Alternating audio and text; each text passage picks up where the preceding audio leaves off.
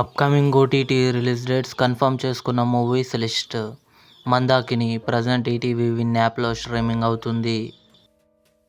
Mufasa the Lion King మార్చి 26న జియో హాట్స్టార్లో రిలీజ్ కానుంది.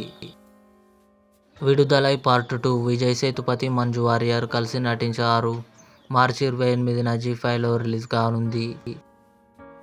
ఫైర్ మార్చి 28న టెంట్ కోట ఓటీటీలో రిలీజ్ కానుంది. దేవా షాహిద్ కపూర్, పూజా హెగ్డే కలిసి నటించారు.